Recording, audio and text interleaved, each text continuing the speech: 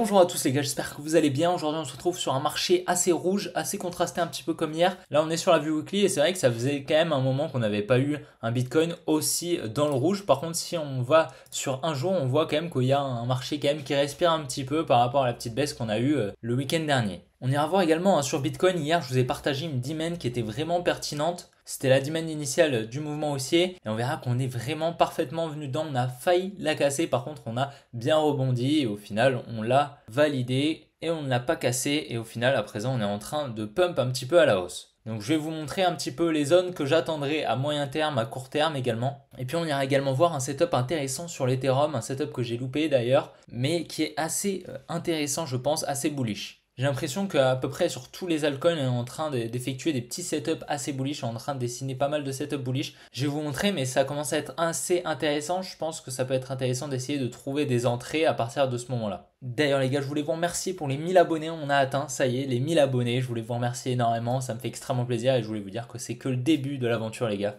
Et n'oubliez pas, si cette vidéo vous plaît, n'oubliez pas de la liker et de vous abonner. Si ce n'est pas déjà fait, vraiment ça m'aide énormément. Et on est de plus en plus chaque jour sur la chaîne, donc ça fait vraiment plaisir. N'oubliez pas de rejoindre le groupe Telegram si vous n'êtes pas déjà membre. Et puis les gars, je vous embête pas plus. Allez, on est parti. Et donc voilà, hier, je ne sais pas si vous vous souvenez, je vous avais partagé cette demand et donc comme vous pouvez le voir, on n'est pas venu la casser, on est vraiment venu la titiller, mais on n'est pas venu la casser. Donc ça, c'est propre et donc à présent, on est en train de rebondir assez bien. Donc vraiment, c'était une très très jolie demand. Ici, on est donc venu récupérer les liquidités qui étaient juste ici de ce joli bottom. On aurait pu dire que c'était un bottom parce qu'on venait vraiment chercher toutes les liquidités ici. J'ai failli prendre une position d'ailleurs. Au final, je ne l'ai pas prise et puis en plus de ça, on a créé un peu de liquidité ici qu'on est venu chercher ensuite ici pour ensuite repartir à la hausse. Donc à présent, je pense qu'il est tout à fait possible qu'on continue la hausse, qu'on vienne chercher tous ces highs. En tout cas, ce serait vraiment intéressant qu'on vienne les chercher et qu'on vienne surtout chercher notre trading range ici. On a pas mal de liquidités qui s'accumulent et puis c'est surtout le niveau là, tous ces highs ici qu'on a et surtout le high juste ici, ça m'étonnerait qu'on le laisse clean. Et je pense clairement qu'on viendra le chercher avec un joli mouvement haussier. En tout cas, je ne vois pas pourquoi on n'irait pas le chercher honnêtement. Donc là, si on regarde en 2 heures, ça peut être vraiment clean. Comme on le voit, on est quand même encore sur une tendance haussière, il n'y a pas de doute. Je pense qu'on va vraiment pouvoir target les 48 000 $ sans trop de problème dans les prochains jours, les prochaines semaines. Mais clairement, je ne pense pas que ce high va tenir. On viendra, je pense, le chercher. Maintenant, il est tout à fait possible qu'on vienne chercher dans un premier temps un dernier lot pour ensuite repartir. Ça, c'est tout à fait possible. Il ne faut surtout pas l'écarter. Comme vous pouvez le voir, on est en train de créer un petit peu de liquidité comme ici. Et donc, il est tout à fait possible ici qu'on prenne appui sur cette supply pour ensuite entamer un petit dernier lot pour ensuite repartir à la hausse. Et à ce moment-là, on pourrait s'attendre à un nouveau petit mouvement haussier qui peut être assez intéressant. Parce qu'en plus, comme vous pouvez le voir, on est en train d'effectuer un petit W juste là. Donc la dumb money a dû placer beaucoup de stop loss juste ici. Et en plus, c'est assez confluent parce que du coup, avec la toute petite touche qu'on a eu du bas de la demand, et bien en fait, ça crée en fait un support des equal low. Donc on a pas mal de liquidités qui s'accumulent juste en dessous qu'on pourra peut-être venir chercher pour ensuite faire un plus haut. Donc j'ai ces deux setups en vue. Donc le premier, on vient chercher le lot des 40 230 pour ensuite entamer une petite hausse pour venir chercher le high des 44 700. Et j'ai également un deuxième scénario là où on ne vient pas liquider au sud et on vient directement entamer la hausse à partir peut-être de cette demand qui pourrait être pertinente. Donc la demand des 41 275 pour ensuite entamer des plus hauts et venir casser cette trading range. Je vois difficilement en fait comment on ne viendrait pas chercher ce high. Ça m'étonnerait vraiment étant donné que on a vraiment fait un gros double top qui est flagrant en fait. Donc pour la dumb money, c'est une aubaine. Clairement pour eux, on est clairement bearish. Puis la ligne de coup juste ici. Donc c'est tout à fait possible ici qu'on vienne totalement les liquider avec un mouvement haussier tout simplement. N'oubliez pas qu'on a quand même cette demand qui est également assez pertinente. C'est une demand qui a été normalement mitigated avec un mouvement baissier juste ici en lower time frame, mais il est tout à fait possible que du coup on vienne la chercher avec un mouvement baissier assez volatile pour ensuite repartir et ça nous ferait en fait une jolie accumulation juste ici avec un selling climax juste ici, automatic rally, trailing hand juste là, secondary test, un autre secondary test juste là et puis un secondary test in phase B, retour dans la demand pour ensuite effectuer des plus hauts. Donc on va bien sûr surveiller ça de très près, mais bien évidemment à partir du moment où on cassera la trailing range, on saura peut-être en situation d'effectuer des plus bas, une redistribution sans peut-être venir chercher toutes ces liquidités ici. D'accord, c'est possible qu'on les laisse, comme vous le savez, le but de la smart money, c'est pas forcément de liquider tout le monde, de sortir tout le monde. Son but c'est de se placer Donc si elle a assez de liquidité pour se placer, elle, ça lui va. Elle n'a pas besoin de liquider tout le marché tout simplement. Mais clairement, pour le moment, il n'y a pas de doute. À moyen terme, on est clairement bullish. Là, vraiment, il n'y a pas de doute. Parce que comme vous pouvez le voir, on effectue en fait une grosse structure haussière, une impulsion haussière. Ensuite, on effectue une création de liquidité en termes de temporalité, pas en termes de distance. Si vous n'avez pas vu la vidéo où je vous explique justement comment définir une structure, n'hésitez surtout pas à aller la voir en haut à droite de votre écran. Je vais vous la mettre en petite fiche. Et vous verrez en fait que pour définir une structure, on a deux caractéristiques, donc la temporalité et la distance. Là pour le coup, on est plutôt sur une caractéristique de temporalité, d'accord, parce qu'on prend beaucoup de temps, mais par contre, on n'a pas un gros retracement qui va par exemple en dessous des 50% de retracement. Là, on a pas mal de temps, mais par contre, ça nous a quand même permis de créer assez de liquidité pour effectuer le mouvement haussier juste ici. Donc on est sur une structure haussière comme ceci, avec un retracement par contre en distance pour le coup. Donc on vient au 50% depuis ce low juste ici jusqu'à ce high. On vient largement retracer au 50% et à présent il est tout à fait possible qu'on effectue une dernière jambe haussière peut-être, ou peut-être pas la dernière bien sûr, hein, je dis ça, mais une prochaine jambe haussière plutôt. On va utiliser les bons termes et ça nous permettrait donc d'effectuer des jolis plus hauts et une jolie structure haussière comme ceci. Ce qui pourrait largement nous emmener aux 48 000 $, même peut-être les 50 000 $. Il faut s'y attendre, il faut l'anticiper car on n'est pas du tout à l'abri de ça sur le Bitcoin bien sûr. Et donc pour faire un petit récap, hein, pour ceux qui n'ont pas vu la vidéo, je vous invite à aller la voir quand même, elle sera beaucoup plus complète. Mais du coup pour les structures, on va pas prendre des petites structures comme ça, d'accord? Parce que là, on n'a clairement pas assez de temps ni de distance pour créer la liquidité et injecter des ordres. Donc on va pas mettre un lot protégé ici, d'accord? Ça n'a aucun intérêt. En fait, tout ce mouvement est une impulsion et à ce moment-là, on va attendre un retracement pour ensuite définir un lot protégé peut-être ici. Et du coup, on a deux caractéristiques pour définir une structure valide. Donc la temporalité, si par exemple le retracement est assez long mais pas forcément très grand, et à ce moment-là, on peut définir probablement un lot protégé dans la time frame X, bien sûr, hein, pas un lot protégé en higher time frame, mais dans la time frame dans laquelle on analyse un lot protégé ici. On a également une autre caractéristique pour définir une structure valide, c'est la distance. Donc là, on va se baser sur la distance entre le lot donc précédent et le high. Et donc à ce moment-là, on va prendre soit les 38% du retracement, soit les 50%. Ça, c'est à vous de voir. Donc vous pouvez backtester par exemple la définition du biais selon vous et peut-être que vous aurez des meilleurs résultats en définissant à partir de 38%, un meilleur win rate justement de définition du biais à partir de 38% de validation de structure ou bien de 50%. Donc ça, c'est à vous de voir. Mais du coup, pour définir justement cette distance, on utilise l'outil retracement de Fibonacci. En fait, dans les paramètres, on met juste 0,38 et 0,5. Il n'y a rien de plus compliqué, mais bien sûr, pour un petit peu plus de précision, je vous invite à aller voir la vidéo. Ce sera beaucoup mieux pour vous. Il y a deux vidéos. Il y en a une première où je vous partage la théorie et une autre où je vous apprends justement comment backtester, comment vous exercer justement à la définition d'une structure et d'un lot protégé, d'un high protégé. Et puis n'oubliez pas, il y a une playlist sur la chaîne YouTube qui est disponible directement donc sur la chaîne YouTube où vous avez plusieurs vidéos pédagogiques justement. Bon, il n'y en a pas beaucoup, je vais essayer d'en faire de plus en plus, mais il y en a quand même quelques-unes qui vous permettent justement de commencer votre apprentissage en Smart Money Concept, lecture de liquidité. Donc clairement sur Ethereum, je pense qu'on a un setup assez bullish. Donc comme vous pouvez le voir, on n'est pas venu chercher ma demand que j'attendais malheureusement. Par contre, on est quand même venu en lower time frame effectuer un très joli setup, une très jolie accumulation je pense. On est passé bullish actuellement, je pense qu'on est bullish.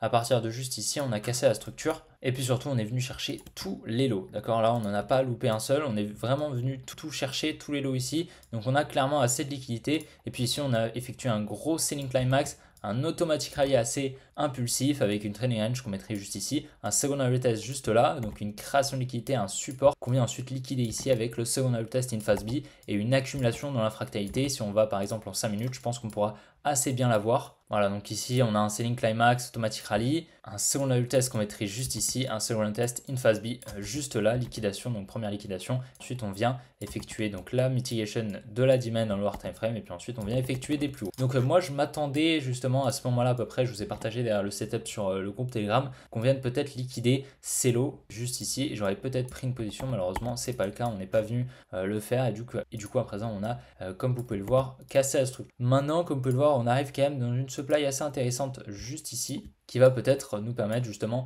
d'effectuer un retracement, peut-être venir liquider pour ensuite repartir à la hausse, ou même peut-être que en fait ce high était tout simplement de l'inducement et voilà, on va effectuer peut-être une dernière jambe baissière pour venir chercher la demand que j'attendais. Donc ça on va voir sur Ethereum, pour le moment je suis assez bullish et je pense que si justement le Bitcoin décide de faire des plus hauts et justement de faire une grosse réaccumulation, continuation de la structure haussière, je pense qu'on va pouvoir effectuer des plus hauts également sur l'Ethereum. Bien qu'ici on en a quand même une très jolie distribution avec une liquidation ici d'une jolie trendline, je pense qu'on va pouvoir créer assez de liquidité avec tout ce qu'on a récupéré juste ici pour effectuer des plus hauts, peut-être venir chercher les 2005, 2007. On verra, mais en tout cas, clairement, pour le moment, je suis assez bullish, il n'y a rien à dire. En higher time frame, on est clairement sur une tendance bullish. Donc, il n'y a pas de raison justement de rester bearish. Et sur du court terme, je pense qu'on est en train d'accumuler. Donc, on va clairement à court terme entamer un mouvement haussier, je pense. Sur le cas, c'est dommage parce que j'ai vraiment l'impression que sur beaucoup d'altcoins, on est en train d'effectuer une accumulation justement, donc une création de liquidité pour effectuer des plus hauts. Sur le cas, c'est assez différent. Comme vous pouvez le voir, on est en train de conforter ce support en fait, tout simplement. Donc on a ici des lows juste là et ici en lower time frame on vient encore conforter un support, donc c'est assez dommage. Je pense qu'on va vraiment pouvoir venir les liquider avant de peut-être repartir si le Bitcoin décide de repartir. Mais pour le moment en tout cas je m'attends pas à un low protégé ici, en tout cas pas du tout, étant donné qu'on a vraiment beaucoup de liquidité au sud. Probablement venir chercher et puis ensuite on verra peut-être si on se décide. Mais clairement ici on a une grosse trendline de liquidité. Pour le moment restons prudents sur le CAS, je pense pas qu'on a trouvé le point bas. En tout cas pour le moment je ne préfère pas rentrer sur le CAS, il n'y a pas pour moi de setup intéressant. Par contre sur Solana c'est beaucoup plus intéressant parce que déjà si on regarde un petit peu dans l'historique, alors ici on a des equal low, bon, ça c'est assez dommage mais ils sont quand même vachement loin du prix, comme on peut le voir on a quand même une distance qui est assez grande entre justement le prix et les equal low, donc ça va, on va dire qu'on ira peut-être les chercher plus tard. Ici comme on peut le voir on est venu chercher tous ces lows, donc ce lot est probablement protégé dans la time frame X, donc en 1 heure je pense, là on est en 45 minutes mais en 1 heure voilà c'est un lot protégé. Ici comme on peut le voir on a des equal low, bon ils sont assez petits, je pense pas qu'ils soient extrêmement pertinents.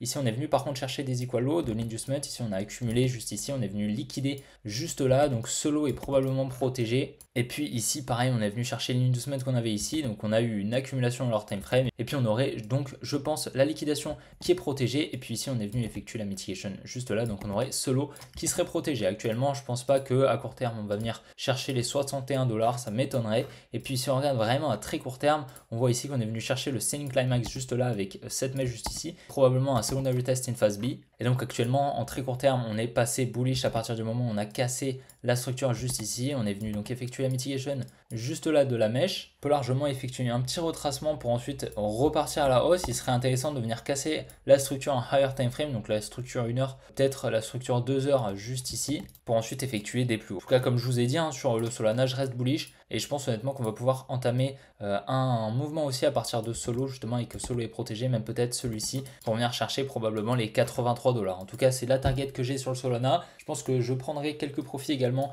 à 80 $ et puis peut-être pour racheter un petit peu plus tard lorsqu'on aura peut-être la récession ou le crash que j'attends bien sûr. Mais donc comme on peut le voir on est quand même revenu parfaitement dans la demand initiale de tout le mouvement haussier. Juste ici on est venu donc vraiment la titiller, on a effectué la mitigation tranquillement. Donc la demand initiale, tout ce mouvement haussier comme vous pouvez le voir. Donc comme vous le savez ici là c'est les demands intermédiaires ici, ici, ici et là on a la demand initiale qui est celle qui a le plus de probabilité de s'exécuter. Maintenant ça dépend réellement du contexte, ça dépend aussi de où elle est placée. Si par exemple on a ici un gros support ici avec pas mal de touches ici, bah, ce sera probablement cette demand qui sera la plus pertinente parce qu'elle aura probablement le plus d'ordres à venir effectuer la mitigation. Donc la pertinence des supply and demand en fait ça se fait par rapport au nombre d'ordres qui sont à venir effectuer la mitigation, donc à refermer justement. Donc c'est la demand ou la supply du mouvement où il y a le plus d'ordres à venir refermer qui sera la plus pertinente et là où on viendra justement la protéger et on ne viendra pas la casser tout simplement parce que pour la smart money ça sert à rien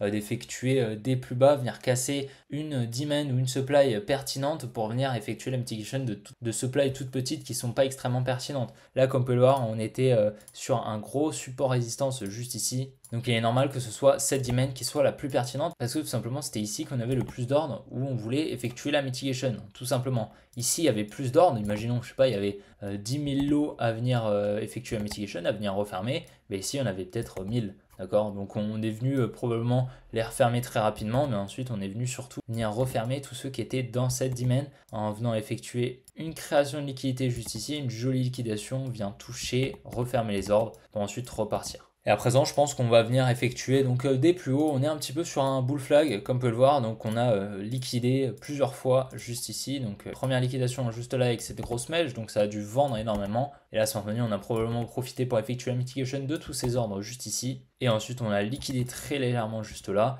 pour venir toucher la demand. Et après, je pense qu'on va peut-être même effectuer une petite cassure, une petite liquidation, tac, réintégration pour ensuite repartir. Ce serait extrêmement intéressant. Et clairement, c'est le genre de choses que la Smart Money fait très souvent, d'accord, pour piéger un petit peu la dumb money. Même si la dumb money a le bon biais, c'est juste récupérer un petit peu de liquidité, pas mal d'ordre justement pour qu'elle puisse se placer en face, tout simplement. Donc c'est la contrepartie. Comme vous le savez, les marchés financiers sont un zero sum game. Pour un acheteur, il faut un vendeur en face. C'est toujours la même chose. Assez intéressant honnêtement sur le link. Je trouve qu'on commence à devenir presque bullish honnêtement. Donc là, c'est assez intéressant ce qu'on est en train de faire parce qu'on est en fait en train de conforter ce support juste ici, donc qui va clairement venir être liquidé, je pense. Donc avec un petit mouvement baissier, je pense. En tout cas, c'est ce que j'attendrais. Et ce qui serait extrêmement intéressant, c'est de venir protéger justement le lot qu'on a juste ici. Le lot, donc LOW, comme vous le savez, là où un lot LOT comme ça, c'est par exemple sur les marchés traditionnels, pour trader, on parle en lot, donc LOT, donc un lot c'est 100 000 $. 100 000 $,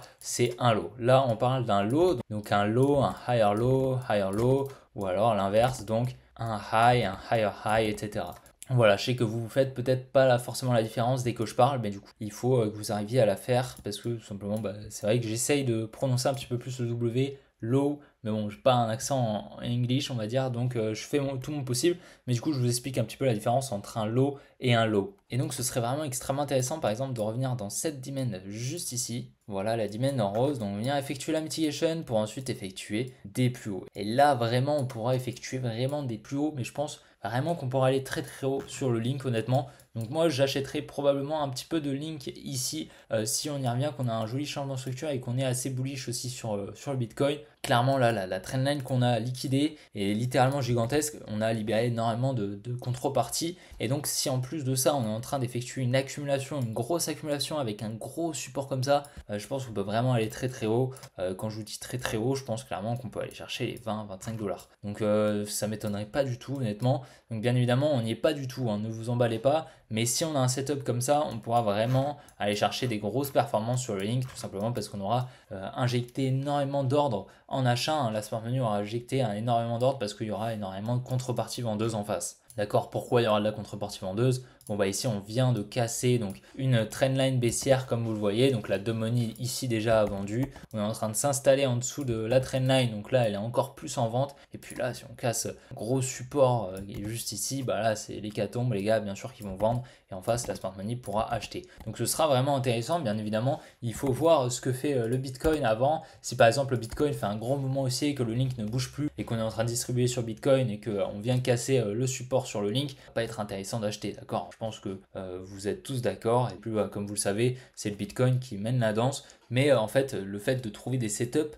sur les alts, ça nous force en fait à chercher le bon timing, d'accord? Parce que le timing c'est le plus compliqué. Le biais en fait, on l'a clairement grâce au Bitcoin. Si le Bitcoin est bullish, globalement tous les alts le seront. Vous pourrez, même si vous avez un biais haussier sur le Bitcoin, si vous achetez un alt sans regarder la chart, vous n'aurez pas le bon timing, vous ferez probablement stop loss. Mais globalement, pour avoir le biais, c'est intéressant de regarder ce que fait le Bitcoin. Et donc voilà les gars, j'espère vraiment que cette vidéo vous aura plu. Si c'est le cas, n'oubliez pas de la liker et de vous abonner si ce n'est pas déjà fait. Vraiment, ça m'aide énormément. Et puis espérons qu'avant 2024, on atteigne peut-être les 1100 abonnés les gars. Ce serait vraiment fou. En tout cas, n'oubliez pas de rejoindre le groupe Telegram si vous ne l'avez pas déjà fait. Abonnez-vous à mon compte Twitter et puis si vous souhaitez rejoindre un exchange, n'hésitez surtout pas à aller sur BitGet. Vous avez moins 15% sur les frais de trading tout simplement via le lien d'affiliation présent en description. Et puis les gars, je vous souhaite une bonne après-midi, bonne soirée selon où vous êtes dans le monde. Et puis les gars, on se retrouve demain pour une prochaine vidéo comme d'habitude. Allez, ciao les gars!